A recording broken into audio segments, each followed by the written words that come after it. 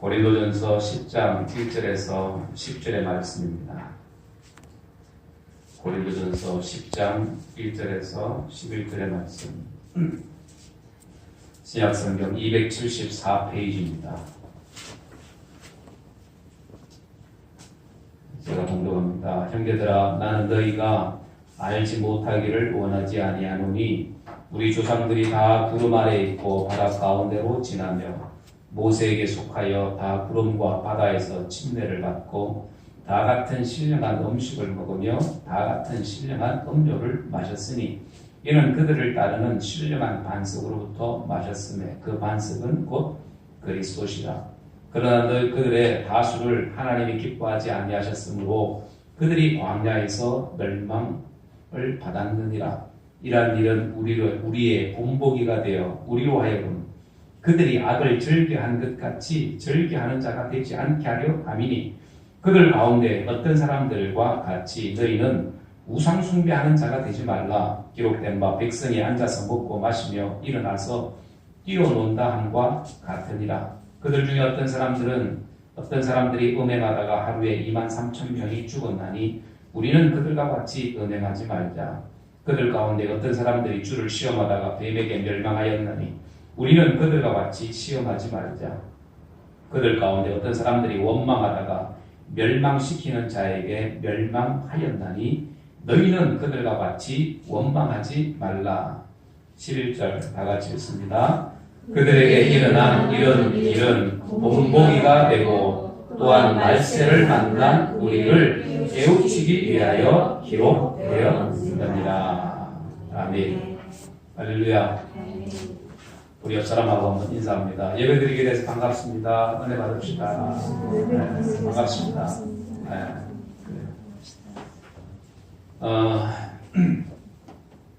우리 흔히 교인들을 성도라고 그러죠. 성도. 믿는 자들의 어떤 무리들. 구별된 거룩한 무리가 바로 성도인데, 제가 어릴 때 이 영화를 제가 좋아했습니다.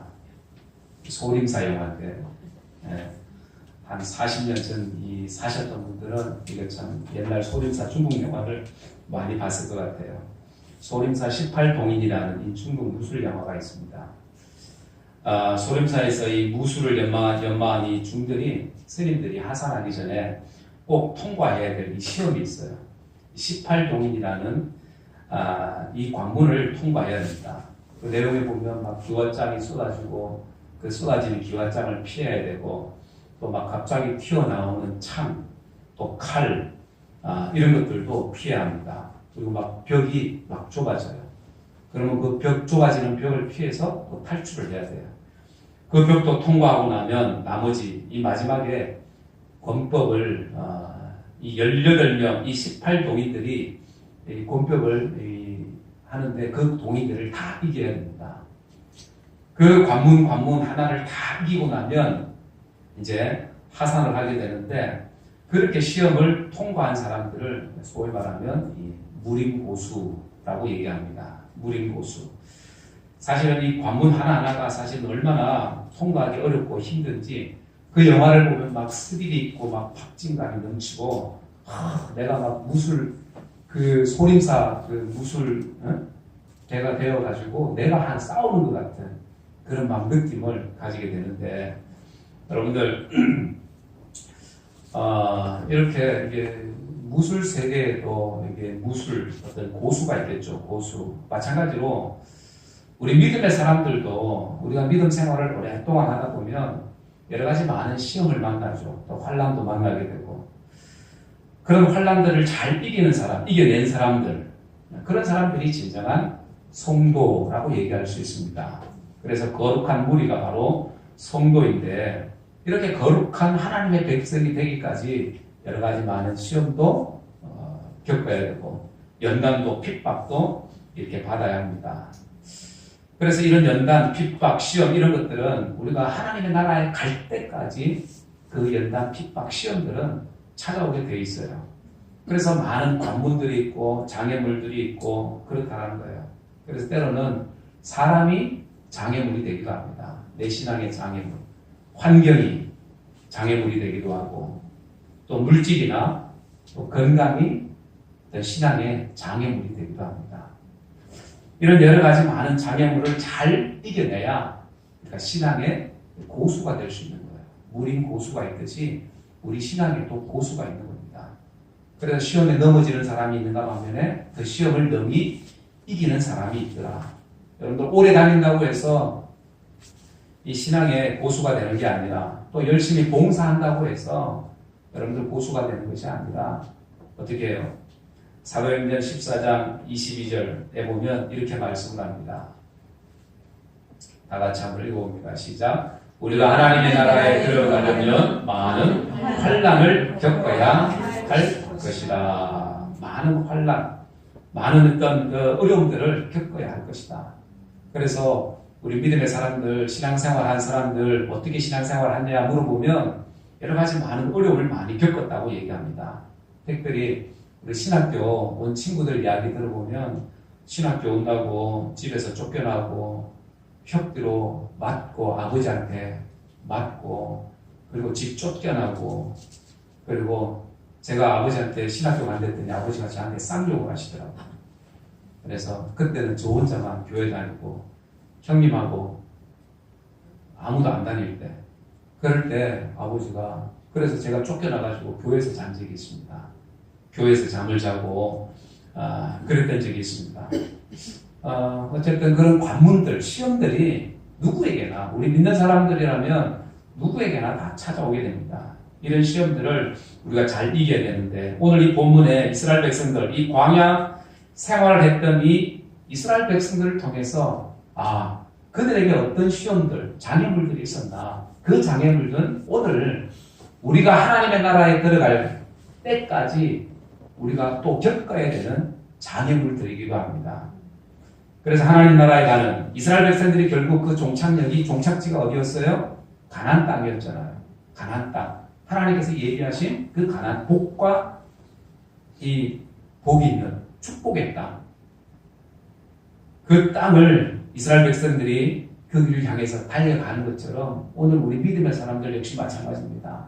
하나님의 나라 천국을 향해서 달려갈 때에 여러 가지 많은 환난도 오고 여러 가지 장애물들도 생기게 되는데 이스라엘 백성들을 통해서 우리가 몇 가지 알 수 있는 이 장애물들이 있습니다. 이 신앙생활의 장애물. 첫째는 이 무지라는 잘 알지 못함의 이 장애물이 있습니다. 깨닫지 못하는 거죠. 예수를 믿어도 교회를 다녀도 왜 예수를 믿어야 되는지 교회를 다녀야 되는지 정확하게 알지 못하고 힘들어서 나왔어요. 삶이 힘들어서. 그런 사람들도 있고 복 받기 위해서 나온 사람도 있고 여러 사람들이 있습니다. 이 바울이 뭐라고 얘기합니까? 1절 이하에 보니까 형제들아 나는 너희가 알지 못하기를 원하지 아니한다. 너희가 알기를 원한다는 거죠. 우리 조상들이 다 구름 아래 있고 바다 가운데로 지나며 모세에 속하여서 다 구름과 바다에서 침례를 받고 다 같은 신령한 음식을 먹으며 다 같은 신령한 음료를 마셨으니 이는 그들을 따르는 신령한 반석으로부터 마셨으니 그 반석은 곧 그리스도시라. 아멘. 여러분들 홍해를 걷는 사건을 소위 말하면 이 침례를 예표하는 사건이라고 얘기합니다. 홍해를 걷는 사건. 물속에 다 죽어야 되는 사람들이 있잖아요. 그런데 이스라엘 백성들이 그 물속을 지났습니다. 홍해를 지났습니다. 물속에서 살아난 거죠. 그래서 영적인 해석을 보면 그 가나안 땅을 가기 위해서 홍해를 걷는 거 그들이 그 홍해에서 죽어야 될 인생들인데 살아났잖아요. 여러분 우리가 예수 믿고 구원받은 거 그래서 구원받은 확신이 있는 사람들에게 우리 침례나 세례를 받잖아요. 그 의미가 뭡니까? 나는 죽었다. 이제 내가 살아났다. 예수와 더불어 살아났다. 그래서 구약은 신약의 예표라고 얘기합니다. 구약은 오실 예수님에 대해서 말씀하고 신약은 오신 예수님에 대해서 말씀합니다. 그러면 이 구약의 사건들을 통해서 바울이 뭘 알기 원했어요? 오늘날 이 믿음의 사람들이 이 홍해와 이 광야 사건을 통해서 그리스도의 복음의 의미를 너희들이 알기를 원했다라는 겁니다. 신령한 음식, 만나와 메추라기, 반석에서 나오는 이 생수, 이것들은 다 말씀이잖아요. 말씀. 이 말씀이 육신이 되어 이 땅에 오신 그분이 바로 누구세요? 예수 그리스도. 그래서 바울이 그 얘기하는 겁니다. 너희들이 다 같은 신령한 음식을 먹고 음료를 마시고 신령한 반석으로부터 물을 마셨다. 그리고 그 반석은 뭐라고? 곧 그리스도시다 라고 이렇게 말씀합니다. 그리스도시다. 그래서 우리가 예수를 믿는다라는 것은 우리가 예수를 믿는 것이 분명히 어떤 것인가를 우리는 분명히 알고 믿어야 합니다. 예수 그리스도의 죽으심과 부활을 분명히 믿는 그 믿음이 오늘 우리의 믿음, 나의 믿음이 되어야 된다는 거예요. 구원받는 믿음이 나의 믿음이 되어야 된다. 그래서 이스라엘 백성들 결국 구원하기 위해서 애굽에서 그들을 이끌어낸 거잖아요. 구원하기 위해서. 홍해를 걷는 것 역시 마찬가지입니다. 이스라엘 백성들을 구원하기 위해서. 예수님의 십자가에 죽으신 것, 우리를 구원하기 위해서 예수님이 십자가에 달려 돌아가셨다는 거예요. 믿으십니까?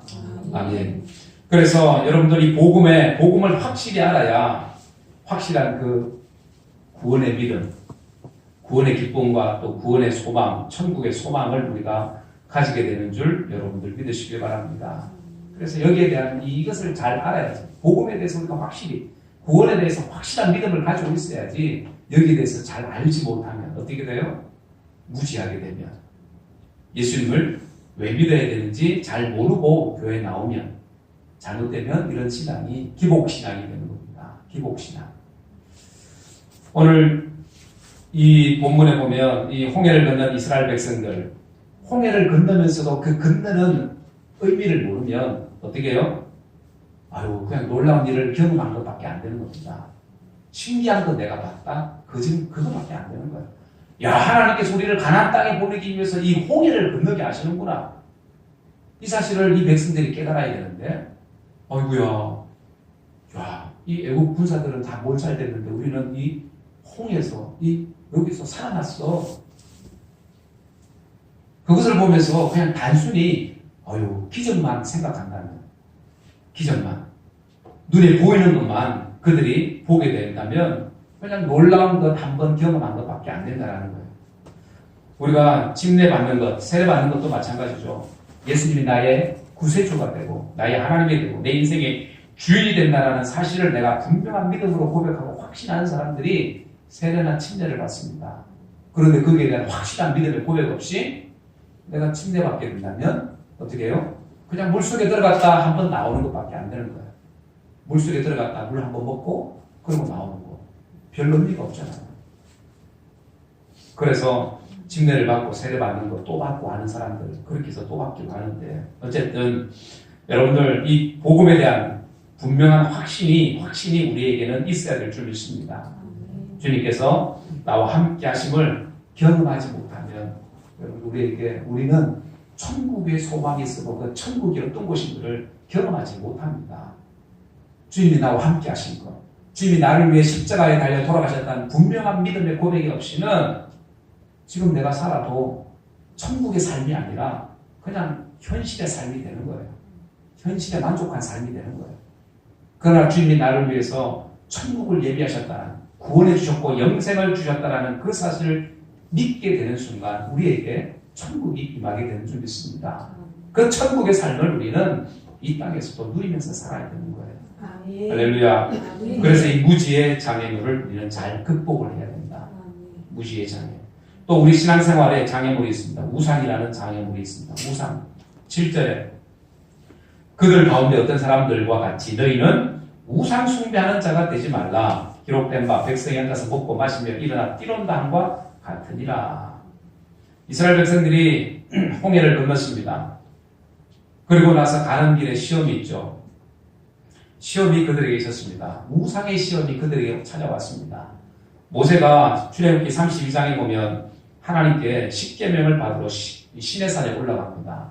시내산에 올라가는 그 40일 동안 야 모세가 왜 안 내려오냐? 야 어떻게 죽은 거 아니냐? 이 백성들 사이에서 동요가 일어나. 그러니까 이 백성들이 뭘 만들어요? 송아지, 금송아지, 우상을 만듭니다. 그 우상을 만들어 놓고 하는 말이 이야기입니다. 다 같이 시작. 이스라엘아, 이는 너희를 애국 땅에서 인도하여 낸 너희의 신이로다 하면서 우상을 숭배한 거예요.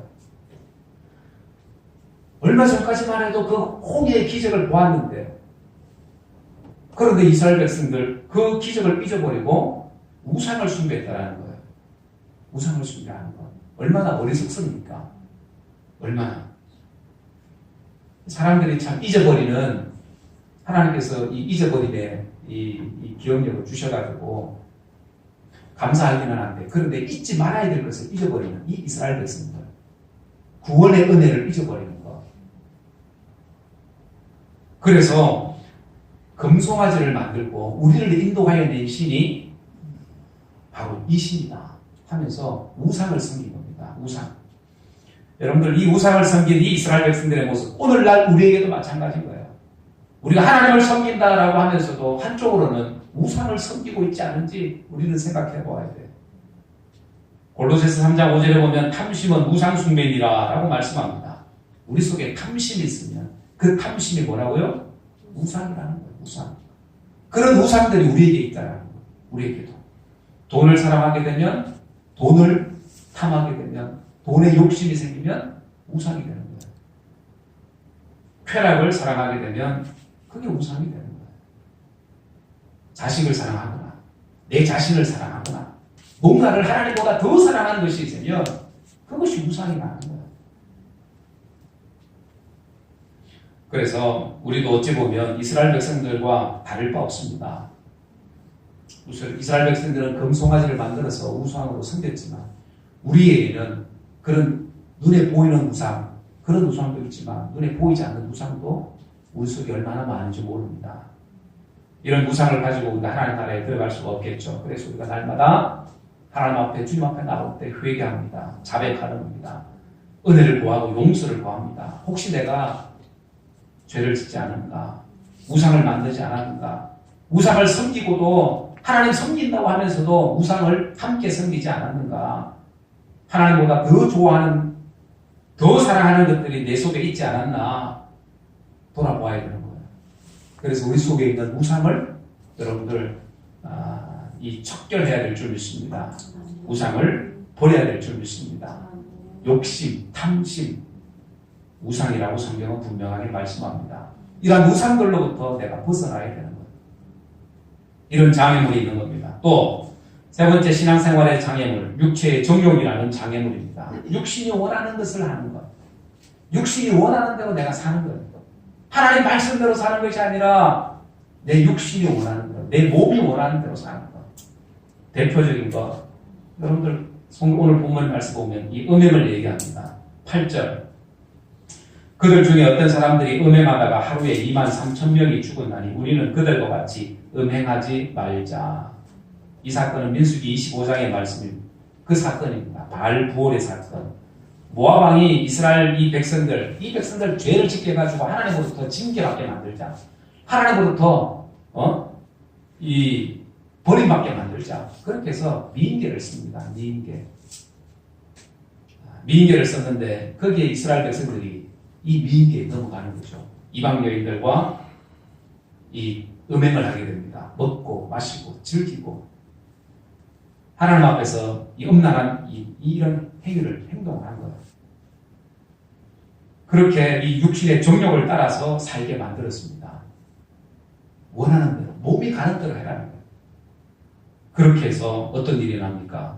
이스라엘 이 범죄를 인해서 23,000명이 죽었다라고 말씀을 합니다. 23,000명이 죽었다. 육체의 이 정욕이라는 관문을 통과하지 못했는 겁니다. 이 백성들이. 오늘 우리 육신도 마찬가지입니다. 우리가 이 육체의 장막을 벗을 때까지 육신이 원하는 것을 따라가는 내 몸, 이 육신을 우리는 제어할 수 있어야 합니다. 제어할 수 있어야 된다. 먹고 마시고 즐기고 세상 사람들과 같이 똑같이 할 수 있지만 그렇게 해서는 안 된다라는 거예요. 왜? 고린도전서 3장 16절 17절에 이렇게 말씀합니다. 다 같이 한번 읽어봅니다. 시작. 너희가 하나님의 성전인 것과 하나님의 성령이 너희 안에 거하시는 것을 알지 못하느냐. 누구든지 하나님의 성전을 더럽히면 하나님이 그 사람을 멸하시리라. 얼마나 두려운 말씀입니까? 고린도전서 6장 13절에도 다 같이 시작. 몸은 음란을 위하여 있지 않고 오직 주를 위하여 있으며 주는 몸을 위하여 계시느니라. 우리 몸을 하나님 앞에 거룩한 몸으로 드릴 때에 하나님께서 우리의 몸을 위해 주신다. 지켜주신다. 그러나 우리의 몸을 육신의 정욕대로 잘못 쓰게 되면, 죄를 범하게 되면 어떻게 해요? 하나님이 그 사람을 멸하실 수 있다는 거예요. 멸하실 수 있다. 우리는 이 말씀에 대해서 우리는 경각심을 가져야 합니다. 야, 이 육체의 정욕이라는 게 사실은 엄청나게 무서운 거구나. 이것이 나를 망하게 할 수도 있구나. 하나님으로부터 떠나게 할 수도 있구나. 하나님이 나를 징계할 수도 있겠구나. 여러분들 이 사과가 썩으면 속도 또 썩죠.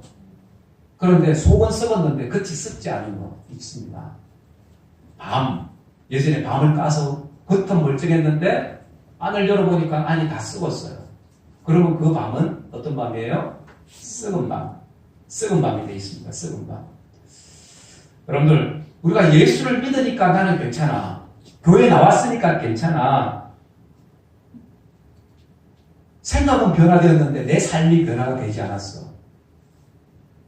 그러면 그 사람은 온전한 구원을 이룰 수가 없습니다. 설령 구원을 받았다 할지라도 상급이 그에게는 없을 수도 있습니다. 그래서 우리는 항상 조심해야 되는 겁니다. 조심해야 된다. 그래서 생각이 변화되었다고 해서 육체가 그대로면 여러분들, 우리가 하나님 앞에 기쁨으로 설 수 없다는 거예요. 부끄러운 구원을 받을 수 있음을 우리는 기억해야 합니다. 그래서 이런 육체의 정욕의 장애물을 우리는 이길 수 있어야 한다. 하나님 앞에서 우리가 거룩한 몸을 가지는 저와 여러분들 되기를 주의 이름으로 축원합니다. 그리고 네 번째, 신앙생활의 장애물 가운데 하나가 바로 의심이라는 장애물입니다. 9절, 그들 가운데 어떤 사람들이 주를 시험하다가 뱀에게 멸망하였나니 우리는 그들과 같이 시험하지 말자. 민수기 21장에 보면 이스라엘 백성들이 물이 없다고 하나님을 향해서 원망합니다. 원망을 쏟아놓으니까 하나님께서 불뱀을 보내서 사람들을 다 물게 만듭니다. 여러분들, 하나님의 은혜, 만나온 메추라기를 경험하고 반석에서 나오는 그 물, 그 생수를 그들이 먹고 마시고, 그래서 광야 생활 동안 발이 부르트지 않고 그들이 지금까지 오랜 생활 동안 살았는데, 그런데 또 불평하는 거예요. 지금까지 도우신 하나님, 앞으로도 나를 도우실 거야, 우리를 도우실 거야, 이런 믿음을 가져야 되는데, 힘든 상황, 그 상황만 보게 되니까 어떻게 해요? 의심하게 되는 거야. 하나님이 계신가? 하나님이 계시면 나를 이렇게 힘들게 하실 수 있을까? 의심이 온다라는 거예요. 여러분들, 의심하는 것은 하나님을 시험하는 것이 됩니다. 하나님을 시험하는 것이 된다. 그래서 히브리서 3장 7절 이하에 다 같이 한번 읽어봅니다. 시작. 그러므로 성령이 이르신 바와 같이 오늘 너희가 그의 음성을 듣거든 광야에서 시험하던 날에 거역하던 것 같이 너희 마음을 완고하게 하지 말라. 거기서 너희 열조가 나를 시험하고 점검하고 40년 동안의 나의 행사를 보았느니라. 너희 열조, 너희 조상들이 나를 시험하고 나를 경험했다. 경험하고 40년 동안 나의 모든 그 행사를 너희들이 경험했다. 그러니 너희들은 나를 시험해서는 안 된다. 그렇게 하나님의 놀라운 기적을 너희들이 보았음에도 나를 시험하냐? 이스라엘 백성들이 광야에서 10번도 넘게 하나님을 시험합니다. 의심합니다. 그런 백성이 이스라엘 백성들이었어요. 여러분, 오늘 우리도 마찬가지입니다. 어려움이 오고 위기가 오고 시험이 오고 낙심하고 절망이 오면 하나님에 대해서 시험할 수 있다는 겁니다. 의심할 수가 있다는 겁니다. 하나님이 계신가? 정말로 계시면 나를 이렇게 놔두실 수 있을까? 의심. 눈에 보이지 않고 손에 잡히지 않고 뭔가 칠흑같이 어두운 그런 이 길을 걷는다라고 할지라도 여러분들, 하나님은 여전히 변함없으신 하나님, 나와 함께 하시고 나와 동행하시고 내가 비록 사망의 음침한 골짜기를 갈지라도 내가 해를 두려워하지 않는 것, 하나님 나와 함께 하신다는 그 사실을 우리는 믿어야 합니다. 그 믿는 믿음이 되면 우리는 하나님을 시험할 수가 없습니다. 왜요? 그 믿음이 너무나도 커서 시험이라는, 의심이라는 생각 자체가 들지 않는다라는 거예요. 그래서 2000년 전에 유대인들은 표적을 구했다라고 말씀합니다. 예수님께서. 그래서 표적을 구했습니다. 표적을 보여주면 더 큰 것, 또 다른 것 보여달라고. 자, 계속해서 표적을 구합니다. 더 쇼킹한 거 보여달라 그 말이에요. 그때 예수님께서 뭐라고 말씀하세요? 요나의 표적이면 표적밖에 너희에게 보일 것이 없다. 그거면 충분하다라는 거예요. 사도 바울은 못 박히신 그 십자가의 흔적이면 충분하다고 얘기합니다. 고린도전서에. 십자가의 흔적이면 충분하지 않냐? 그거면 충분한데 자꾸 뭔가를 보여달라고 얘기해요. 사람들. 기적, 표적을 보여달라니까. 그러다가 망한 사람들이 바로 이스라엘 백성들입니다. 하나님을 시험해서는 안 되는 거예요. 하나님을 시험해서는 안 된다. 그래서 의심이라는 이런 장애물들을 우리는 벗어버릴 수 있어야 될 줄 믿습니다. 어떤 상황이 와도 어려움 속에서도 그럼에도 불구하고 여전히 나는 하나님을 신뢰합니다. 나와 함께 하시고 나와 동행하시는 그 하나님, 내 하나님인 줄 내가 믿습니다. 라고 하는 그 믿음이 오늘 우리의 믿음의 고백이 되어야 될 줄 믿습니다. 그래서 이 의심이라는 장애물을 우리는 이겨야 하고, 또 마지막 원망과 불평의 장애물이 있습니다. 원망과 불평의 장애물. 우리에게도 많죠. 10절에 그들 가운데 어떤 사람들이 원망하다가 멸망시키는 자에게 멸망하였나니 너희는 그들과 같이 원망하지 말라. 원망하다가 망했다. 원망하다가 불평 원망하다가. 이스라엘 백성들이 힘드니까 원망하고 불평하죠. 대표적인 사건이 어떤 사건입니까? 민수기 11장에 보면 이 이스라엘 백성들이 힘들다고 막 원망하고 불평하니까 하나님께서 그 장막 주변을 갖다가 확 불살라 그랬습니다. 확 불을 내려가지고 장막 주변을 갖다가 백성들이 머무는 장막 주변을 갖다가 다 불살라 버린 거예요. 그때 이 이스라엘 백성들이 모세 앞에 막 부르짖습니다. 그러니까 모세가 여호와께 기도하니까 그제서야 불이 꺼졌어요. 그리고 민수기 16장에 보면 고라 사건이 나오죠. 고라의 이 반역 사건이 나옵니다. 고라와 그 일당이 야 모세 네가 너만 하나님의 종이냐? 너만 지도자냐?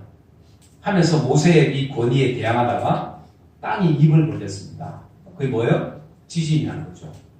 지진이 나서 이 고라 무리들이 그 지진으로 인해서 다 죽었습니다.